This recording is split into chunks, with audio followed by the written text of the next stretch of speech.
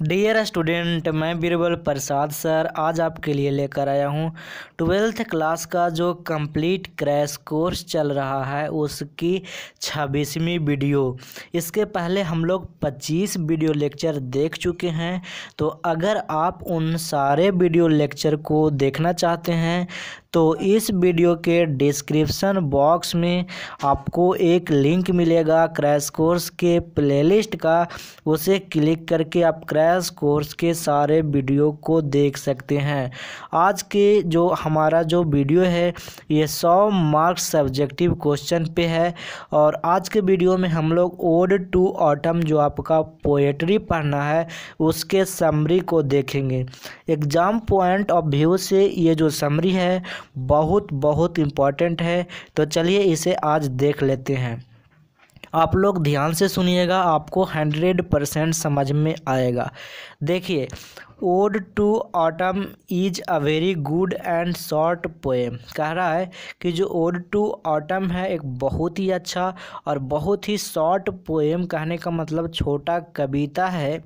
Which has composed bye John Keats, जो कि John Keats के द्वारा लिखा गया है, जॉन कीट्स के द्वारा यहाँ पे कंपोज किया गया है। तो जब भी आपके एग्ज़ाम में जो समरी लिखने के लिए आपके एग्ज़ाम में आए तो सबसे पहला 2 लाइन आप ये ज़रूर लिखना कि ये पोएम या जो प्रोज है या फिर पोएट्री है वो किस लेवल का है, मतलब कैसी प्रोज है या फिर कैसी पोएट्री है, और उस प्रोज या पोएट्री को कौन से राइटर लिखा है, ये ज़रूर लिखना। ठीक है, चलिए नेक्स्ट लाइन कहता है John Keats is known as one of the romantic poet of English literature. अब यहाँ पे ध्यान से समझना। कहता है कि जो जॉन कीट्स हैं, नोन का मतलब होता है जाने जाना, प्रसिद्ध होना, फेमस होना। तो कहता है John Keats is known as मतलब के जैसे one of the romantic poet of English literature. जो अंग्रेजी के साहित्य है उसके रोमांटिक जो पोएट्स हुए हैं उनमें से एक अच्छे कवि के रूप में ये जाने जाते हैं। ठीक है, आगे सेंटेंस सुनिएगा। कहता है he got a good name. कहता है इन्होंने एक अच्छा नाम प्राप्त किया है, एक अच्छी प्रसिद्धि प्राप्ति की है with in a short period of time. मतलब बहुत कम समय में इन्होंने अपनी पोएट्री के माध्यम से अच्छा नाम प्राप्त कर लिया था। इन दिस प्रेजेंट पोएम, अब कहता है कि ये जो वर्तमान जो कविता है he talks about the beauty of nature. इस कविता में प्रकृति की सुंदरताओं के बारे में बातचीत करते हैं John Keats. And natural things of autumn, और इतना ही नहीं, ऑटम के जो नेचुरल थिंग्स हैं, ऑटम में जो चीज़ें हमारे इन्वायरमेंट में देखने को मिलते हैं, बदलने को मिलते हैं, बदल जाते हैं, उनकी चर्चा करते हैं। अब आइए, कहता है अकॉर्डिंग टू कीट्स, मतलब कीट्स के अनुसार autumn is the best season.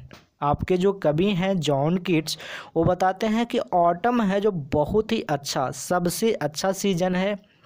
साथ ही साथ ही सेज डैट, वो कहते हैं कि in this season new leaves. कहता है ये जो सीजन है इस सीजन में जो नई पत्तियां होती है।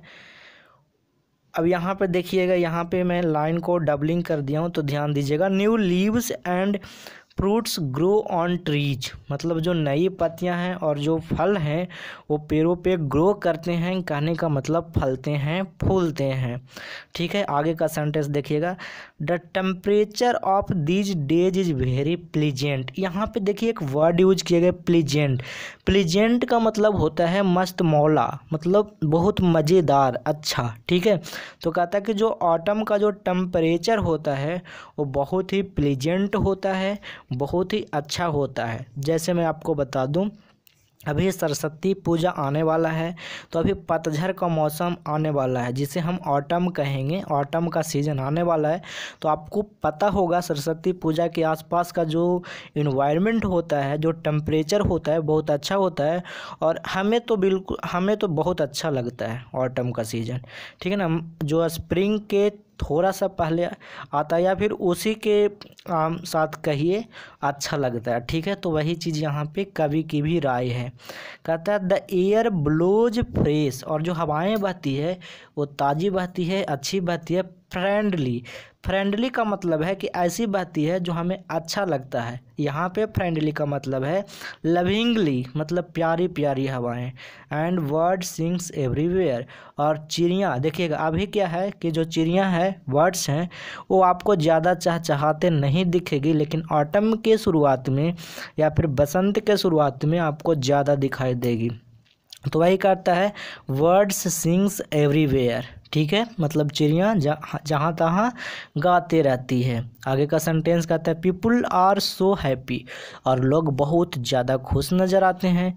हेल्दी नज़र आते हैं, डैट मीन्स कोई बीमारी उमारी उन्हें नहीं, कोई तरह की पीड़ा, कोई तरह की तकलीफ नहीं होती है। एंड नेचुरल, नेचुरल माने प्राकृतिक रूप से अच्छे नज़र आते हैं, डैट मीन्स नॉर्मल होते हैं। आगे का सेंटेंस देखिएगा, कहता है द पोएट सेज दैट, कवि कहता है कि, यहाँ पे ध्यान देने वाली बात है, कहता है द पोएट सेज दैट, कवि कहता है कि the nature appears to be काम।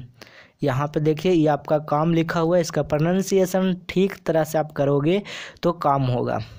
कहता है कि जो पोएट है वो कहता है कि जो नेचर है, हमारी जो प्रकृति है, बहुत ही शांत और बहुत ही कूल दिखाई देता है। कूल कहने का मतलब ठंडा ठंडा, मस्त मौला आप कह सकते हैं।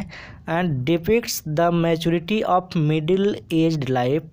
अब यहाँ पे देखिए, यहाँ पे एक वर्ड यूज किया गया डिपिक्ट्स। डिपिक्ट्स मतलब होता है वर्णन करना, चित्रित करना, दिखाना, कहना आप कह सकते हैं। तो कहता है डिपिक्ट्स द मैच्योरिटी, यहाँ पे देखिए एक वर्ड यूज किया गया मैच्योरिटी। ये जो चीज़ है मैच्योरिटी वर्ड का मतलब होता है कोई भी चीज़ जो फुल्ली ग्रोन हो जाता है, मतलब पूरी तरह से विकसित हो जाता है, पूरी तरह से डेवलप्ड हो जाता है, तो हम उसे बोलते हैं मैच्योरिटी प्राप्त करना।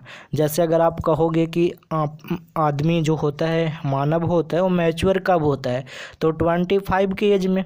मैच्योरिटी समझ रहे हो ना आप लोग? हाँ ठीक है, तो वही चीज़ें यहाँ पे कह रहा है the maturity of middle aged life. तो जो मिडिल एज जो लाइफ होती है उसकी मैच्योरिटी की भी यहाँ पे बात करती है। अब यहाँ पे सीजन से यहाँ पे कंपैरिजन किया है पोएट ने, ठीक है। अब यहाँ पे ध्यान देखो, मैं आपको फिर से मैं समझा दे रहा हूँ, यहाँ पे ये लाइन आपको समझ में नहीं आया होगा। कहता है जो कि मानव की जो हम मानवों की जो लाइफ है वो ठीक इसी तरह से ये जो ऑटम होता है, जैसे आपने देखा होगा ऑटम में क्या होते हैं, पेड़ के पत्ते झड़ जाते हैं, ठीक उसी तरह से जब कोई भी एज मिडिल एज्ड होता है, जैसे 40, 45, 50, 60 का जो एज होता है, उस समय भी हमारी जो खुशियाँ होती है, हमारे जो ये चीज़ें होती है वो फुल्ली मैच्योरिटी लेवल में आ जाती है, ठीक है। वही चीज़ें यहाँ पे बताना चाहते हैं, ठीक है, उससे यहाँ पे जोड़ना चाहते हैं, ठीक है। कहता वेयर एज, कहता है यहाँ पे autumn maturity of middle age life को बताता है, वहीं जहाँ autumn maturity of middle age को बताता है, ठीक वहीं spring depicts the onset of life. जो हमारी स्प्रिंग है यानी जो हमारा बसंत का सीजन है, डिपिक्ट्स मतलब चित्रित करता है, बताता है, ऑनसेट ऑफ लाइफ मतलब ज़िंदगी की शुरुआत को या ज़िंदगी की उन खुशियों वाले पल को, वो ग्रोइंग मतलब कहने का मतलब अभी जो बिगनिंग होता है उसकी उस समय के पीरियड को, ठीक है। और आगे लिखा भी है यूथ पीरियड मतलब जवान वाले दिनों को, ठीक है। आगे कहता है both have their on charms. अब यहाँ पे कभी कहते हैं कि बोथ का मतलब यहाँ पे ऑटम की भी बात की जा रही है और स्प्रिंग की भी बात की जा रही है, दोनों का दोनों। कहता है both have their on charms मतलब दोनों का अपनी अपनी अलग अलग फीचर्स हैं, अलग अलग गुण हैं। ऑटम भी अच्छा है अपने मामले में और स्प्रिंग भी अच्छा है, ठीक है। और आगे का सेंटेंस कहते हैं both are pleasant to human being, और दोनों का दोनों मानव जाति के लिए प्लीजेंट ही है, मनोभावना है, आप उसे कह सकते हैं बहुत ही मस्त मौला है, लुभावना है, अच्छा है, because changing is the rule of nature and life, क्योंकि जो चेंजिंग है, जो परिवर्तन का जो रूल है, ये हमारी नेचर का, हमारी प्रकृति का और हमारे ज़िंदगी का असूल है, ज़िंदगी का ये रूल है, यही नियम है। तो इस तरीके से आपके 5 नंबर के समरी पूछे जाते थे। मैंने आपको बहुत अच्छे से समझा चुका हूँ और आशा करता हूँ आपको समझ में आया होगा। तो वीडियो को लाइक कर दीजिएगा, कमेंट करके बता दीजिएगा वीडियो कैसा लगा। अगर आप इस चैनल पे नए आए हो तो वीडियो के नीचे रेड कलर के सब्सक्राइब का बटन चल रहा है, उसे क्लिक करके चैनल को सब्सक्राइब कर लेना और बगल के बेल आइकन को ज़रूर दबाना, ताकि मेरे द्वारा बनाए गए न्यू वीडियो के नोटिफिकेशन आपके फ़ोन पे मिल पाए। Thanks for watching, bye bye, मिलते हैं नेक्स्ट वीडियो में।